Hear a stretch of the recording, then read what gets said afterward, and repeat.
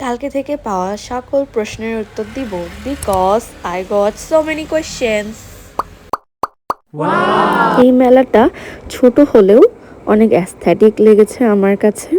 এখানে শামুকের মতো ছোট জিনিস থেকে শুরু করে 1000 টাকার জামদানিও ছিল। এই শামুকগুলা ব্রেসলেটগুলোর দাম অনেক কমই ছিল, আমার কাছে কম লেগেছে। মাটির এই মগটা আমার কাছে অনেক বেশি ইউনিক লেগেছে।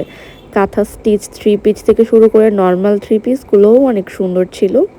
এই জায়গাটা হলো ক্যান্টনমেন্টের ভিতরে বাংলা বাজারে, এবং এই মেলাটা চলবে 8 থেকে 12ই নভেম্বর। তো যারা যারা আসতে চাচ্ছেন, আমি জানি না শিওর এখানে ঢুকতে পারবেন কি না, বাট আপনারা চেষ্টা করতে পারেন।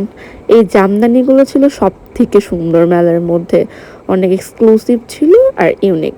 আর এই যে গ্লাস বা মগ ঢাকার কাভার্সগুলো, কুশন কাভার্সগুলো, এগুলোও অনেক সুন্দর ছিল।